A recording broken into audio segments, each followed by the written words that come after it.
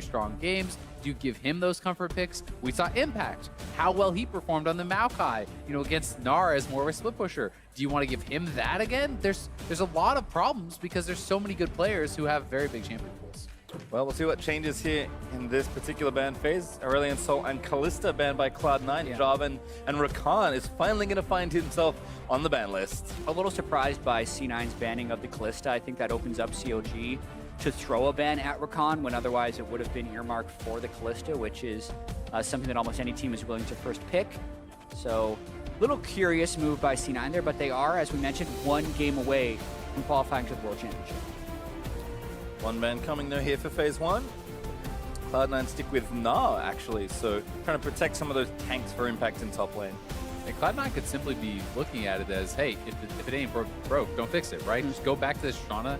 If CLG is going to keep giving it to us, just keep going to the Zame AD carry. No reason to actually mix it up, even though Kalista is very strong. CLG, one ban left, and there's Cho'Gath. So one of those tanks who kind of seen targeted away from impact is going to be taken off the board. So Maokai is still here. Something like Trist, if they want it, they can take here as well. There's a lot of potential picks here, and that one too. And this is where they kind of have to have the conversation of like, do we want Xayah or Trist? Even though traditionally now, Xayah is the higher priority, specifically with how much engage there is, being able to dodge out of a lot of that with Feather Storms and turn it around. Something Stixxay wasn't able to do last game, which is why you might consider giving it over, but I think it's the wise choice to pick it here. The insta-lock on Maokai is pretty interesting.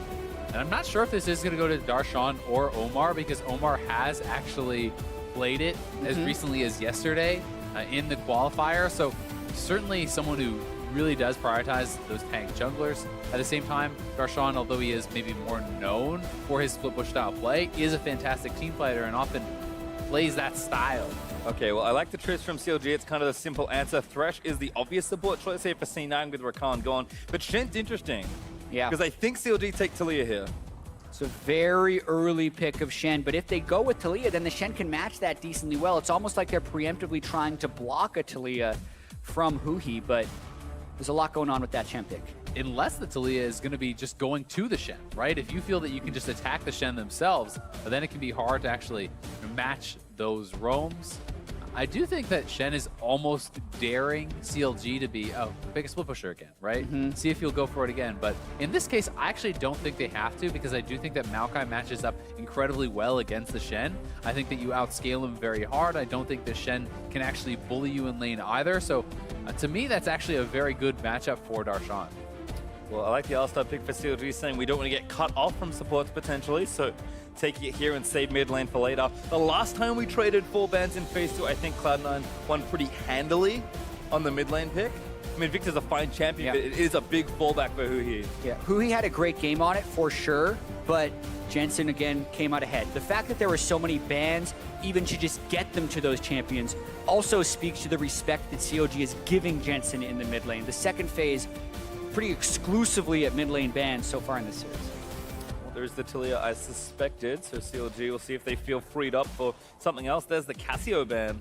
And now I think Cloud9 are thinking, does Stixxay feel like playing Lucian? They haven't really been comps for it. They wanted to play more team fighting, but potentially opened up here if C9 don't want to take it away. And both these mid lanes actually have very wide champion pools. Huhi, obviously, famously an ocean in a lot of ways, but Jensen, despite being top heavy, is flexible as well. And I mean, the funny thing to me is with all these bans, there's still Corki and Orianna on the table, who are two of the most absolute meta champions in the mid lane, right? And we could very well just see that matchup. Yeah, also Galio is available, although there's not the Jarvan to combo it with. Unlikely that we get to see that this early, and it's going to be the Orianna once again for CLG. I like the takeaway here, but what does Jensen have? A lot of the picks he might want to play are actually banned away already. So I like this takeaway from CLG, is giving Huhi Orianna once again and denying it from Jensen. Yeah, once again, I like the concept of the takeaway as I did in game 1, but the execution did not pay off for them there. Huhi had a very ineffective game, splitting farm until getting ganked and then not landing big shockwaves in teamfights. So the respect you have to give Jensen pushes you into that Orianna pick, and now it's on Huhi to execute. So they are going to take a little bit more time to think about their mid lane pick. I'm still expecting that it could be simply that Corki, as they were hovering, and I do think that is very, very common. There are obviously a number of other champions that Jensen can play, but really all his most played are off the table. Orianna was by far his most played. That's taken away. The Syndra is banned away. The Cassio's banned away. The Talia is banned away. So it should just be the Corki and his. Yep, Gragas as well is kind of a nice one there for a Contractz. We'll speak him with that champion instead. But like you said, we set up the flexibility of Maokai all the way from CLG's first overall pick. So if Darshan wants Jax, he can have Jax. I can, but I really just feel like if you just pick Sejuani here, I like that so much more. I just think that the 5v5 composition from Counterlogic Gaming is so ridiculously good with this setup that you don't need to risk it all on a Jax. Straight up, you can beat them in 5v5. You have Orianna, you have the Tristana, they both scale well. You have your AP, your AD, a massive amount of frontline. All three who can engage very heavily. Like, this is just a good team. I agree. It's an insane team fighting composition for CLG. Large amounts of engage, and that's the way C9 has been playing. They've been trying to force the team fight. So CLG makes their biggest pivot of the entire series. They say, we're not going to try and have this stylistic mismatch for you. Okay, C9, take these split pushing aid tools and pick compositions. We're just going to get a huge amount of people that you don't care if you can hook or not because they're so tanky and try and fight you that way. So I do like what Zix has done for CLG in this draft, but now it's a matter of executing and trying to win the team fights against C9. And if we've seen slow games already, so we now say that the onus is on Cloud9 to play a little bit faster in this game because they've felt like they've had the comfort, a bit more late game, a bit more engagement. CLG's 5v5 looks so horrifying to play against. It really does. And while all these frontliners from CLG can absorb the initiation that comes in, when you play a comp that's a two-threat comp, if Cloud9 can make the play, land that hook on a Tristana and immediately kill them, or get that body slam on Huhi and knock him in, then you're oftentimes left with very little damage and few ways to win a fight. Well, we'll have to see. CLG have had a pretty smooth postseason ever since they're showing in Boston at the TD Garden, but it has been a rough ride so far in this series as we'll have a pause to start things off. What a moment. Yeah, well, it gives us a little bit more time to talk about C9's composition. Top laners, man. They're going to fix these cut mechanics.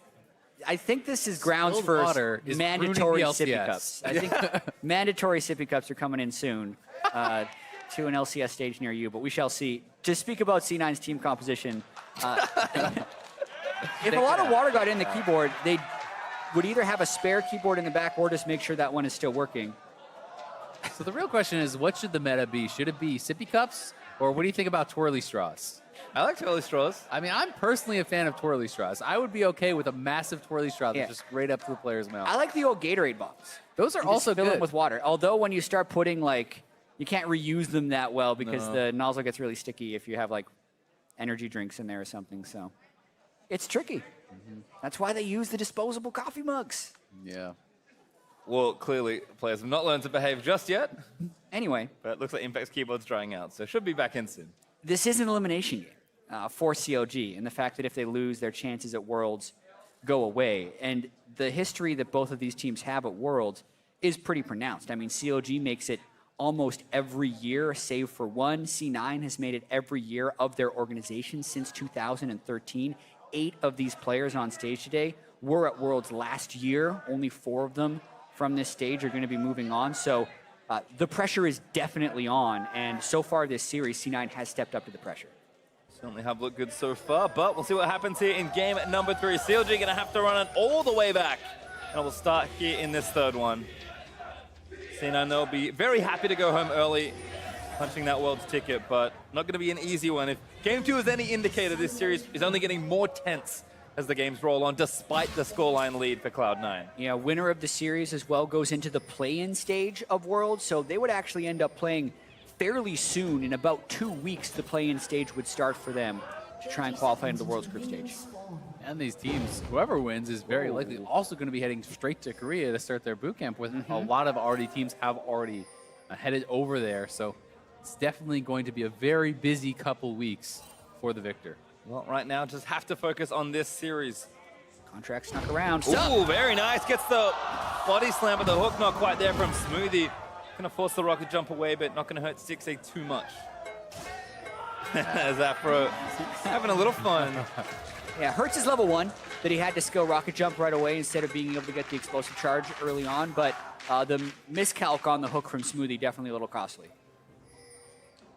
Well, looks like Contractz in onto these Raptors. Jensen going to help out with, I think, a single Q, maybe an auto or two, but C9 going to keep their bottom lane aggressively forward in the actual lane itself. So Contractz not nearly as much help as he got before. Omar on the other side is getting assistance from Darshan.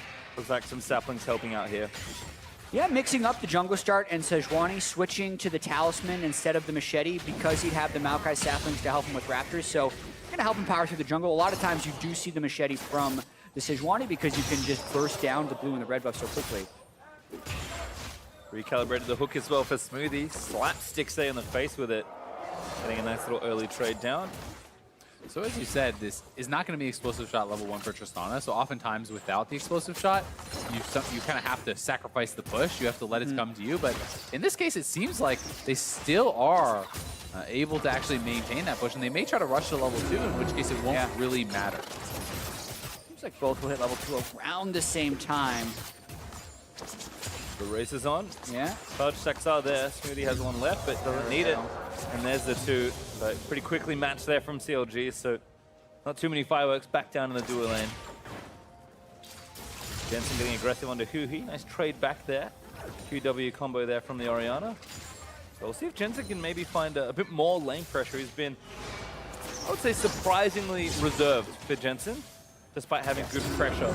Cloud9 in general have been surprisingly reserved in the early games. It has not really, despite expectations, been about crazy early pressure in that mid lane, and Jensen has not been dominating Huhi.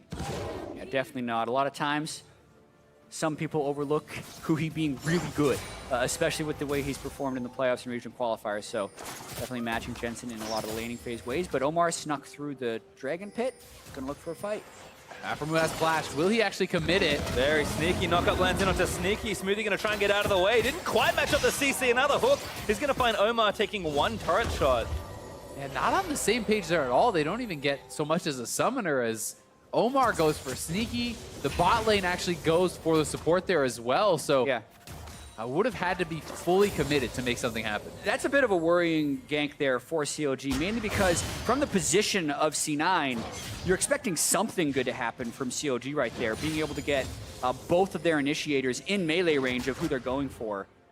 That is also an example of why we don't see OmarGod gank bottom lane that often in successful CLG games. They have not been able to develop that synergy between OmarGod and Aphromoo to make the plays happen.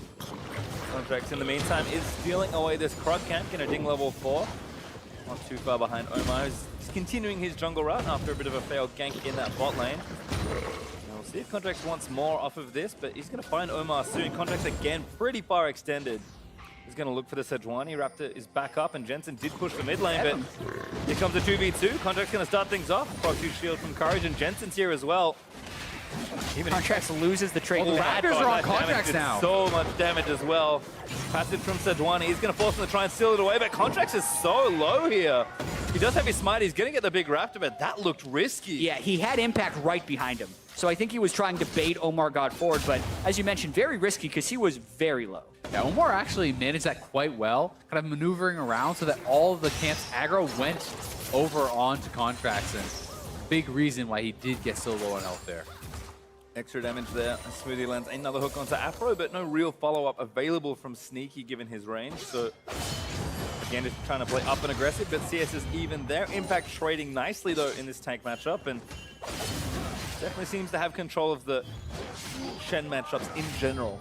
And Darshan's in a pretty awkward spot now because when you're low on mana like this and the wave is held against you, he's very scared of a gank. And Impact is essentially moving forward, threatening that Contractz could be there. What this now forces is Darshan to go back to base, and he must TP in or the wave will be hard frozen against him. So that puts you in an extremely vulnerable spot, and it's always super scary as a top laner to be TPing back into this wave without knowing each other. Smoothie going to be moved back in, does get a pretty big play down, but he's already stunned. Flashes a little late, and there's first blood for Omar. All right, the return gank does work. They have so much CC between the Alistar and the Sejuani, and somehow Aphromoo got a headbutt backwards without expending flash, so I'd love to see the start of that one more time. That's about as perfect as you can get a gank setup as an Alistar. You have to think that Sejuani just snuck in through the bush and maybe actually just hit his stun right away onto Smoothie to set that up, but either way, gonna be able to get that first blood over on Omar is gonna be pretty nice. And oh, straight walked up to him. The classic walk up to him and get him. From the side of the brush right there. Smoothie did feel like they had a lot of lane pressure, although Sneaky being low on mana, not the best play by Smoothie there. No, I mean, when he's just straight up running up to you like that, you have to give him the respect that the jungler is probably in his back pocket, because otherwise it wouldn't really make much sense. Well, does not respect it, and that gives CLG their third straight first blood in the series. Oh, they're looking for a dive here, actually. Afro's up top, but Contractz is coming up. A blue exclamation ping. They kind of know the rotations happen. Darshan with the ultimate already is Impact. Just going to run away from the brambles. CLG going to try and take the turret instead. C9 can match this before the turret goes down, though, with how many people they have coming up from the bot lane. And as a result, C9 hold on, and CLG are the ones actually losing out on this, because if you look to the bot side, that full wave is getting denied to the turret right now, but they're going to try to turn it around. Smoothie again, still doesn't have his flash after the last play. Shield there from Shen might be enough. Turn around there, a sneak with a lot of AoE, but Aphro able to take it down. Great flash from Darshan, and Jensen also up here. Omar able to answer as the cast gets two, but it knocks him out of the boss bomb. Taunt does land by Darshan as Jensen, I think, got the donation on the double buffs there. No, not quite. But still a kill for Cloud9. Here, shockwave. Doesn't have it. Oh, no. Barely missing the cooldown. He used it to trade against Jensen in mid lane. That would have been such a good moment for it. Yeah. Man, what a close fight right there. Smoothie baiting the fight in as Impact has ultimate and Jensen has teleport. It's pretty rare that Jensen brings teleport on Corki rather than a combat summoner spell, but it's so they can try and make map plays like this. That is one thing about the C9 composition when we talk about who the onus is on to make plays. They have the onus to make these global plays happen. Smoothie moves up without his flash, instantly jumped on by Darshan, but everyone else on C9 is pretty close by. Shen comes through, can't actually save him, which greatly delays his arrival. He then teleports on a minion to make a late arrival to the fight. Yeah, and as he gets in, the taunt flash did come down, so able to finish off Darshan, but CLG can disengage. Well, no other kills. Gonna even the gold back up here. Cloud9 still trailing by that single kill. CLG again able to grab that first blood and then a second for themselves. Aphromoo still again roaming very aggressively. Moby Boots already done before his gold generation upgrade or a side stone, so he is playing to really move out of these lanes this time and have a big impact in the early game. Certainly is. In the lane assignment, it's going to be pretty interesting here as Sneaky was topside, basing relatively late, and Shen may have trouble kind of clearing this out without giving up some turret damage to Stixxay. We'll see how aggressively he wants to try to go for it. Yeah, CLG can only be as aggressive as their vision permits, unless they get someone showing in a lane where they shouldn't be, because that's the situation with Impact. We always talk about the threat of taunt. Aphromoo not level 6 yet, and Gragas, Xayah, and Thresh were all missing at the time, so they get almost no turret damage on that push. Actually 3 pulled down here for Cloud9, but just to cover Impact as Sneaky will return to the top lane. Currently laning against the Maokai as Darshan is going to return there. Again, Sneaky should be able to pick up some relatively easy farm. And a lot of it is also about the experience, right? You do get that solo experience if you are split up from your Thresh, but you have to give over respect to the Maokai, because even though they're similar levels, or actually the same level now, you can lose duels pretty early on as marksman very easily. Looks like late again to the turret trade here for C9. Sneaky starting it, but Smoothie's not even helping at the moment. Actually just zoning away Darshan. Yeah, a bit of a mind game going on here, though. Yes, CLG is faster on the turret trade, but Contractz being missing is threatening enough to keep Darshan away from the turret. The question now would be, does Darshan call the bluff here? Because if he goes under the turret and dies with 3-man dive, people are going to say, Darshan, what are you doing? But he would have generally been fine if Gragas isn't there. Yeah, and he's going to play it safe, and I think this is okay because they're continuing to push on bot side. They're also getting the Ocean Dragon, which is going to be super valuable this early on to the game. And overall, I definitely do feel like it goes CLG's way unless Cloud9 can get a lot out of the Rift Herald. Well, they do take it, but it is an objective trade, like you noted, as CLG finished the Ocean Drake at around the same time. Contractz now going to roam up towards the jungle, but does get a ward near the Raptor pit for CLG. Huhi able to clear out that control ward, and we're going to settle things back down and see where the next assignment is. You have to think CLG just wanting to keep moving their Tristana around and trying to siege up some of these turrets. Stixxay with some early purchases is actually going back down to bottom lane, so a little bit safer to farm from at this point. Looks like Stixxay, Sneaky also doing the same thing, excuse me, going back towards that top turret. Not every day you see a crit cloak picked up this early on for Stixxay, so he's actually just trying to rush straight towards the IE, but didn't have the gold for his pickaxe. And in cases like this, you normally just see a couple daggers or a daggers and a brawler's glove, you know, just to go into something like an earlier shiv. Yeah, I do think it's a little bit curious, but most likely just has to do with how much gold he has left in the game. And again, a relatively slow pace in this game. And CLG have been the proactive ones in making plays. The thing with this game that is different from the last game, though, is the fact that their team fight is so good when they get there. So, yes, they're making these plays early, but as long as CLG's not falling behind, I think they're feeling pretty good about this one. Continuing to pull playmakers towards the center of the map as well. Jensen going to have to play pretty carefully here as Sneaky gets the wave pushing. Darshan dead a match, but Smoothie able to pull him out to safety is maybe a big play brewing here in the mid lane. Huhi maybe just finds a shockwave. Contractz also here, but CLG now come out of the brush. I'm going to have to respect the shockwave. 4 members from C9 here, though, and you have to remember Shen can join with the Stand United, so you always have to give respect to the extra man advantage that C9 has. And they're going to go for the Rift Herald here. They're actually just going to try to make a big play on that mid lane turret. Even though it's very healthy, they may be able to knock it down as Sheen is already picked up from Jensen. Flank perhaps coming in, though. Almost got ult. Just the charge. Doesn't look safe at all. Cloud9 like, all right, maybe a bit of a misstep on that play. Rift Herald goes down. A decent amount of damage done to the turret, but it not being dead's not really worth it. Yeah, half a mid turret, probably not worth an Ocean Drake in a trade if you're trying to justify the use of Rift Herald in that sense. But they didn't have many better options. They were hoping that OmarGod was off clearing the jungle. When he wasn't, and he shows mid, it means C9 can't continue that push. Certainly does. In situations like that, I almost always just favor, what if you just hold on to it? The threat of it is almost worth more than that to me, and if you happen to get a pick, then you almost always at least get the one turret. Yep. I'll give that Rift Herald a meh out of 10. Certainly not great as Jensen continuing to receive pressure here. That does open up the long lane here in top for C9. But now CLG are going to rotate again. Aphromoo and OmarGod sticking together. They have so much CC between the two of them that C9 have to stay careful and grouped to try and avoid any sort of pick-off. And he's pressuring a lot of these lanes, especially mid. Jensen having to play back in farm, and C9 don't have quite enough to bust open Darshan in the top lane. So a lot of movement here back and forth towards the top and mid section of the map. It's really interesting how they've essentially just traded sides. It almost looks like one of the lane swap games of old, where teams have completely sacrificed one side of the jungle to the other team. And you know, it's essentially the Cloud9 top side of the map and the CLG bottom side of the map. That's where they're farming. That is where they are respecting each other's team's power. But Stixxay, he is getting quite a lot. He's been down here for a long time. He's getting a fair bit of experience, and I think CLG are happy with this because of their composition. Yeah, it's interesting, right? Because who should benefit more from a split map like this where there's squishing things like a Tristana split pushing?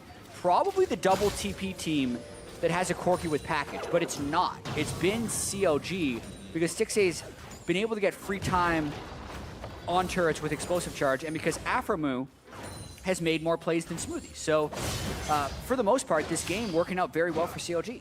I think part of that is because of the good planning and the good lane assignments from CLG. You know, they're putting their susceptible member of the Tristana with the Shen, so the Shen cannot make a play elsewhere. You know, someone would have to come to him, but that is very difficult because of the vision control that CLG had established on that side of the map. So definitely some intelligent play from them, and all things considered, CLG scaling up quite strongly.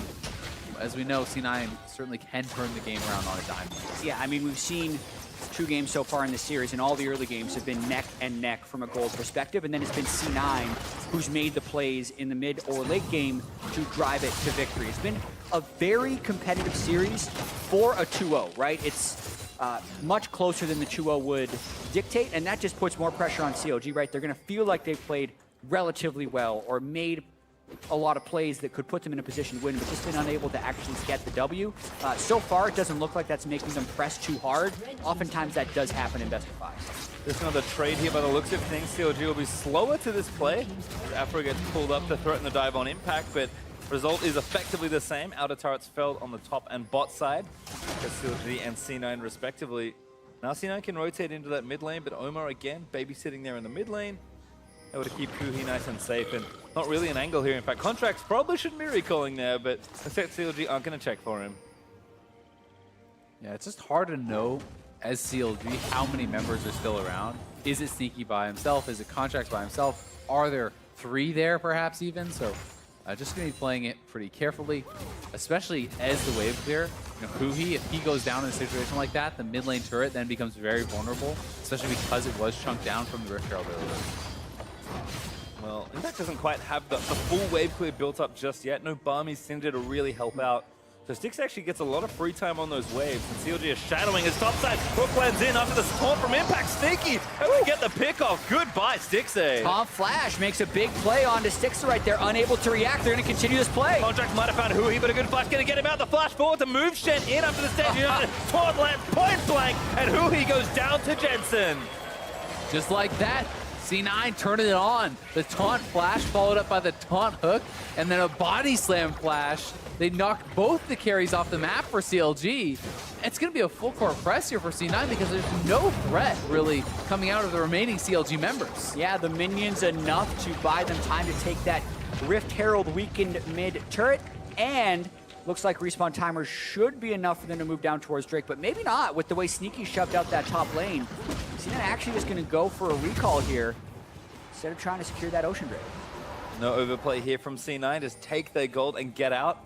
After claiming the turret lead once again, Omar going to move back to get that vision out, but going to need to get a little deeper to try and prevent those plays. Yeah, and that's been kind of the story of the series for C9. There's a lot of situations where we look at and say, hey, maybe they could have gone for a little bit more. But what we haven't necessarily seen is, oh, C9's done too much and that backfired. So in that way, they are playing safe and effective, and since they are up 2-0, they're saying there's no reason to take a big risk. Yeah, and it speaks a lot to their confidence. They never feel the pressure to finish out the game. They know that there will be other opportunities. They will be able to make another good play to then close out the game. So they're happy to always take these smaller advantages. Certainly feeling very refined. Again, using that time off to prepare and really come in. One of the smoothest we've ever seen the team, to be honest. Ocean Drake going to go over. Contractz able to solo that one out with maybe a bit of help, but CLG again, they're able to get to the area safely enough with the vision that C9 have been very dutifully putting down.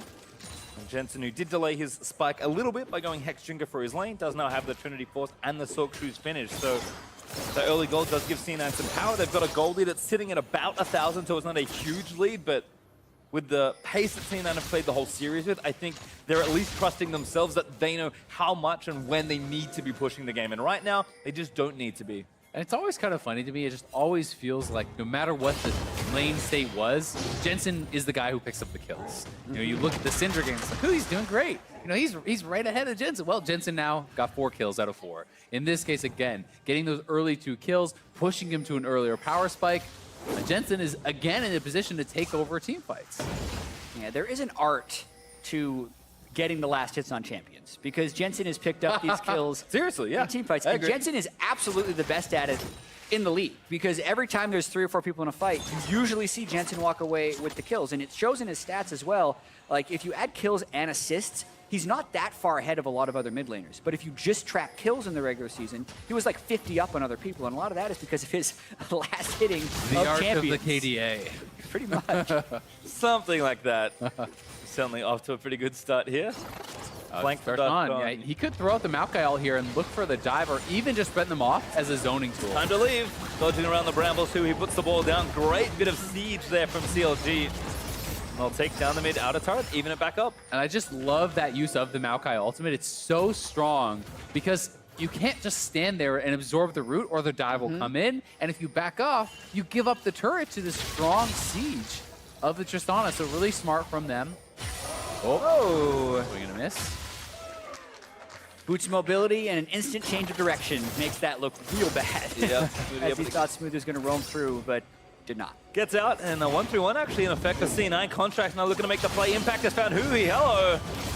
He's going to get some damage down. Huhi just going to have to keep running. A lot of damage actually from the Shen. The taunt in from Impact. Might even go all the way for the dive. Shockwave blends in, but he goes close side as Darshan finally able to root him up. A big man advantage for Cloud9 though. Yeah, I mean, huge pressure swing there for C9 now. There's no ult or ghost on the Ori, and Darshan showed bottom, plus flash. Like, that's so much of CLG's power gone. Yeah, it really is. And their wave clear is back in base, so they're just going to walk straight up, knock down this turret.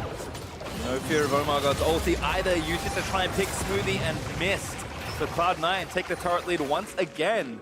Mid 2-2 goes down. And PastryTime, you mentioned the 1-3-1, which really, when you look at the composition, is the way C9 wants to play. It's just not a way that they have played successfully pretty much at all in the summer split, but that was a moment where they stretched the map pretty well with the two solo laners, and that set up Impact's ability to sneak into the brush and make that play out of Huhi. And it's just not stopping. Jensen actually here. That should be the damage to maybe fell the tree. Darshan looking to get out of the way. Burns the ulti. Impact flashes in there. Does get a little bit more CC down. And Darshan finally dies to Contractz. Jensen can't get that last hit. Maybe bought enough time there as Huhi tries to line up the ulti that he doesn't quite have yet. Stun the one to Impact Pierce Refuge. Buys him a few more precious seconds. A hook only finds Aphromoo. Shockwave is back available. Box down. Oh, huge two-man play as Smoothie is going to just go down. Jensen still fighting, gets the kill, and now Sneaky gets the counter kill on the back end. Omar is going to fall down as well. That's Contractz to collect them all. Sneaky, one last auto, grabs OmarGod.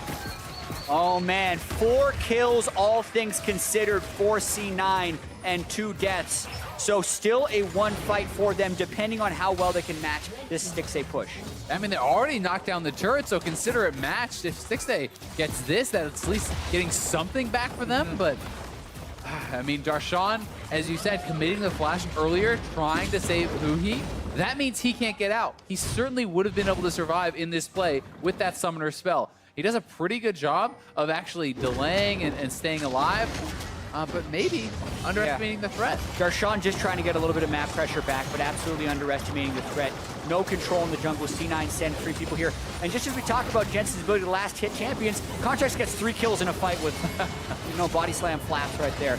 But the rest of it does continue with Huhi getting his shockwave back up, which potentially catches C9 off guard. The Shen ult used so offensively right there, so a lot of overshield almost for Jensen.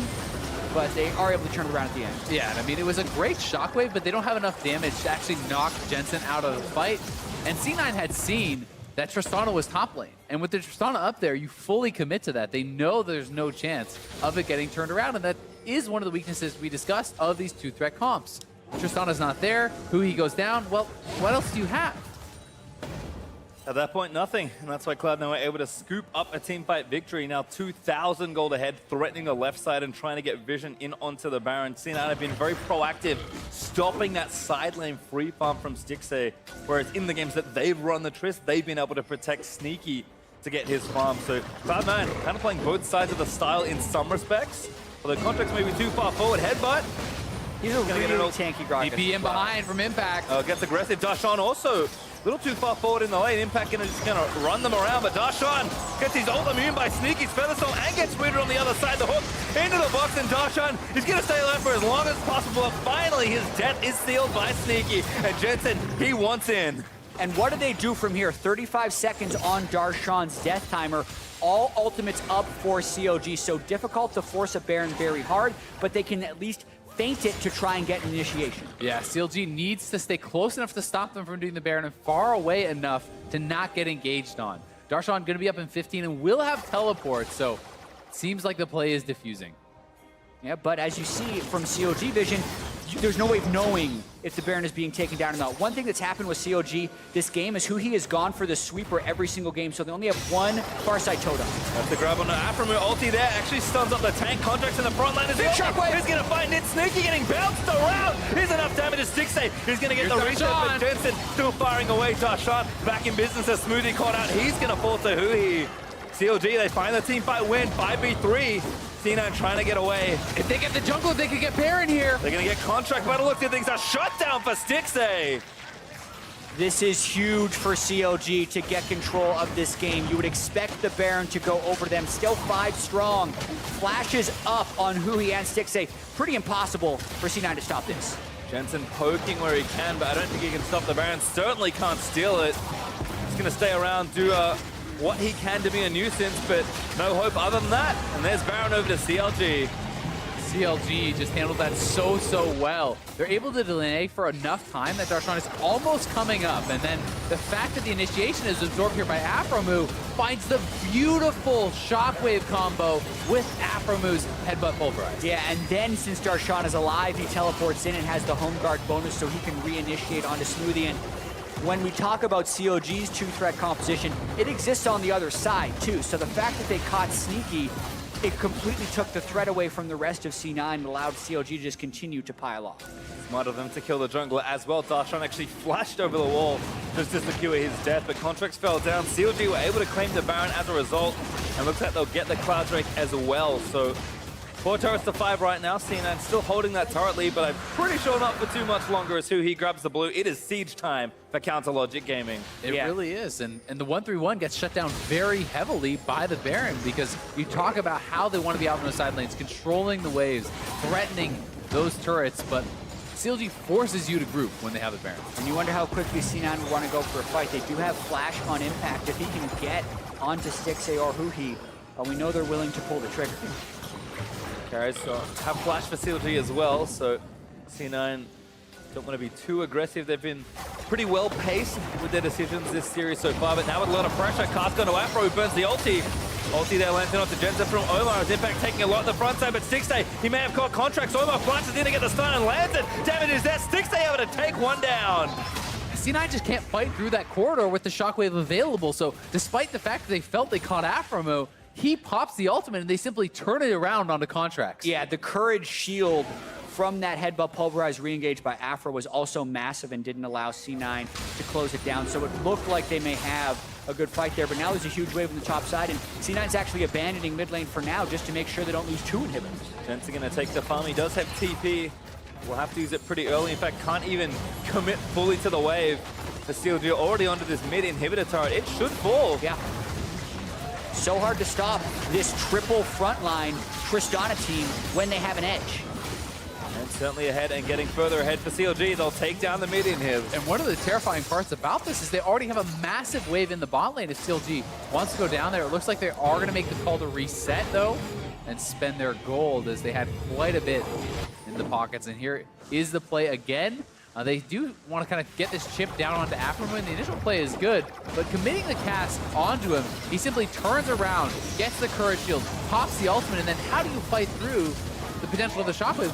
Yeah, and any time you get isolated against a late game Trist, you're probably going to die. He can rocket jump forward, he's going to stack up his explosive charge on you and kill you eventually. Contract's also fairly heavy in magic resist right now in this game because he's more worried about the burst damage. He just can't get caught out and isolated like he did there. And CLG still demolishing turrets here as they move through bot side. They found impact. They've got enough to at least take some of his health away. Stixxay with the last whisper already done. He is very strong right now. It's up to the playmakers of C9 now. Can Contractz actually find the right cast? Can Smoothie get the hook on the carry? Because if they cannot, they will lose this inhibitor as well. Well, CLG, Baron buff dropping all but off. Omar has it for a few precious seconds longer. And there's Darshan with the ulti again. The siege started by CLG. Turret should go down if they need to get a few more shots. Jensen with the flank trying to ward them off. The threat of package, but if Jensen does jump in, he's probably dead, so he can't use it. At least get some poke damage down, forcing CLG back for another wave. Backdoor bonus is active, but tanky enough on the Maokai to try and take it down. Stixxay needs a few more shots. Gonna have to wait for one more wave. This could be the wave that C9 decides to fight on. Has to be if they want to. They need to go now. Ulti looks for Stixxay, doesn't find it. Grab onto Darshan, but Aphro back in, finds the carries again. Oh, comboed in, the turret falls in and amongst the mix. Now Stixxay looping forward to try and take out Contractz as Sneaky. The only carry left alive. Jensen got deleted in that team fight and impact. He's left out to dry. What an engage there from Aphromoo, and the follow-up is there from CLG. They're gonna walk the super minions in, and they will push us to a game 4. Certainly gonna try to. Gonna try and end the game right now. Do the bot in hit if they need it for some insurance, but we'll say that's not the case. Sneaky caught out there. Don't take the lantern out after the Feather Storm. Pulls it back. Finds the stun for Contractz into Huhi, but he just does not have enough. Omar able to take him down. Stixxay threatening. Leads on a Sneaky, and that should be game here for CLG. Just not enough here for Cloud9. They're going to do the formalities, take down the Nexus turrets, but Jensen with 10 seconds left will not be able to save the base this time. CLG finally on the board. One game closer to sweeping their way back to Worlds. And we talked during the pick and ban phase that this was the first major pivot CLG had made in this series, picking a massive front line, not dilly-dallying with any 1-3-1 or split push strategies, and just brawling with C9. It was very close, much like games 1 and 2, but when it came down to the brass tacks of this game, it was 5v5 team fights, and that's where CLG was superior. And that's where they shined, and so much credit over to Aphromoo, finding the combos in multiple team fights, multi-man knockups, comboed with the shockwave from Huhi. That is impressive initiations, and that really is Aphromoo at his best. I think in general, both Smoothie and Aphro are such good playmakers, and I think of Rakan and Alistar as serving a lot of similar purposes. So the fact that one got banned and Aphro got the other, I mean, Smoothie's Thresh is very good, but it was not nearly the same level of playmaking that Aphro was enabled with. He was paper in teamfights when compared to Aphromoo. I mean, Smoothie could never engage the way Aphromoo could, and that just made it so difficult for the damage dealers to get what they needed to get done. And it's so hard, as you discussed at the start of the game, because you can't just hook anyone. You have to hook 2 people, and there's 3 in front that you don't want to get. So it's so hard for Smoothie. Wasn't able to find those targets. Well, now for an in-depth look at how CLG made this a series, let's send it over to the analysts. Thank you very much, PastryTime. No 3-0 today, no clean sweep for C9. CLG not ready to give up their World's hopes just yet. Picking up the win here in Game 3, and as the guys mentioned, a shift in Champions League, a shift in terms of focus on for how they would play through the game, recognizing that they had lost the previous 2 games when it came to the team fights. Now we're going to make sure that we draft to actually stack up in those team fights. Yeah, I mean, the big thing, too, being the ban on the Rakan. It was basically what was instigating Stixxay at the start of a lot of these fights. Right. You take that big threat off of them. Aphromoo on Alistar is still able to have a similar influence on the game. When he sees people clumped up, he can punish them right away, but you no longer have to worry about that, as well as the fact that anytime you have a triple tank comp with Orianna, that is very, very powerful. Right. And as long as you don't fall behind too far, your tanks will almost always outperform the other team's tanks. Yeah, I definitely do also, though, have to question some of the moves made by C9 in Champions Select, because when you see the Tristana, Maokai, Alistar locked in that first rotation, to me it feels fairly evident that CLG is making a shift in focus. Why not look for some hybrid damage, more hybrid damage coming from the mid lane, and or a stronger team fighting mage? It's tough to say. There were so many mid bans here. I mean, we were thinking during Champions Select, like, what do you really take here? There's so much that's off the table between the Taliyah, Syndra, Cassia, Ori taken away, Lucian ban. Right. It's hard to find one, and so I'm okay with the Corki. I would just potentially maybe want to see the Ori taken away as well, instead of maybe the Taliyah. We haven't seen too much of a preference for it for pretty much any team in playoffs since those nerfs came in. So, you know, of course CLG might play it and they can win with it, but I'm just saying that with the comp that you've seen so far, they are not a team that wants to snowball top or bot side from what you can tell in their draft, and you're more scared of a shield on a tank than you are a Taliyah snowballing a tank. And at the end of the day, the way these 2 compositions break down, right? CLG comfortable to go till late. It was obvious there, the way they played it out. Happy to kind of just let the game slowly move along, making sure they're picking up the farm on the right carries. The onus was on C9 to get things done early. They were able to make a few plays. They were able to get a few kills into their back pockets in the early stages of the game. But outside of that, we really saw them struggle to create a gap between the gold values of both teams. Right. I think it was a game where, you know, CLG has been playing the first 10 minutes pretty well. So once again, they get, I think it was like 2 kills to 1 based off that. And then in the mid game, C9 is working better as a team. So there was a big skirmish down the bot side. All 5 members clap. Sneaky runs all the way across the map. And you see Stixxay just kind of say, never mind, I'm going to go top lane. Yeah, so he doesn't join his team. That goes in C9's favor. So you get another one of these very, very scrappy games. But the big thing is, when C9 is pressuring, trying to really close this game out around Baron, they stumble for, I believe, the first time in this series. And I think that's probably where you can point to the fact that they knew they needed to close the game out, right? They knew they needed to make something happen in order to extend that goal lead. CLG recognizing that, they picked the right fight at 26 minutes into the game. They pick up a 3-0 plus the Baron and total control of the game. And this is why we're talking about Aphromoo having that ability to find the engage at the right time. He sees Jensen and Sneaky on top of each other, headbutt pulse combo with that Orianna shockwave on top. This is something that Huhi and Aphro have great synergy on. That doesn't win them the fight right away, but it gets them an advantage and enough time time for Darshan to respawn, teleport back in, and then that's where this triple tank front line starts to become a huge nuisance. And they're able to chase down and get the rest of these kills. They grab the Baron off the back of it, and that's pretty much game over. Right, neither of the AD carries on the side of C9 able to build that Blade of the Rune King, so they're not necessarily able to eat through the high health targets on the side of CLG very easily. And when one carry dies, one backliner versus two backliners, we know who's going to win out in that case. Yep. Tristana makes for very easy turret pushing, and for CLG, they're going to be happy to have secured this win and be looking at a game 4. Yeah, I think hopefully this kind of eases some pressure off their shoulders now that they have their first win. They're saying, all right, we can do this. The Rakan was something that, like we said before, C9 was using well. In a Baron situation like that, you have to imagine that Smoothie would have found the perfect engage like he had been doing all series long and probably win that fight that we just saw. Instead, the turn is not super clean. And so I think that was a great adaptation by CLG. Get rid of that. It's just what will C9 do now to counter it themselves. Exactly. Right now, it's all about looking forward, looking ahead to that game 4.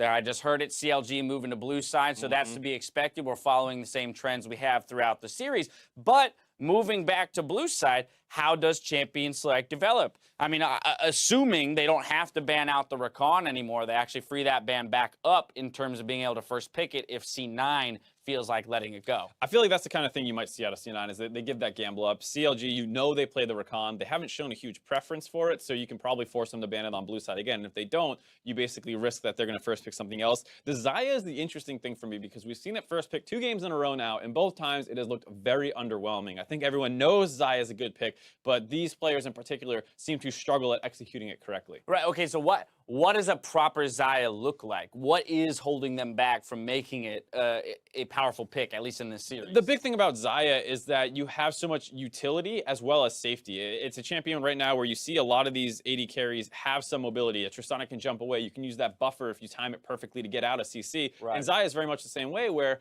she is very forgiving. The fact that her ultimate does not count as a movement ability means when someone roots you, you can actually still cast it. You saw a couple times Maokai would W her and she can go up in the air, but it always feels like these guys are using it a little too slow. Right. They're still getting ganged up on through the Xayah ultimate. The other thing I'd be very curious about is whether or not C9 is willing to, within the first set of pick phase, or the first pick phase, pick up a mid laner. That's right? something that's We've seen a lot of mid laners, as you mentioned, hit the ban tables, particularly in that second ban phase, and it has definitely hamstringed Jensen's pool, at least in terms of what he can pick from. Perhaps we see the priority of roles moving around here in game 4. It does feel like there's a potential for Huhi to be more comfortable on that kind of 4th, 5th, 6th champion than Jensen is, because even in that Victor Cassio matchup, he was outperforming Jensen for a large part of that game. So I think you could say for C9 that might make some sense to give a little bit more priority in Jensen's pick. Maybe you drop some on the AD carry. I mean, it's already being last pick, so that's fine. And if you don't get the Rakan, well then what else is really high priority for your support? Well, the hope is still there for Counterlogic Gaming as they mounted the first step in a reverse sweep. See if they can even up the score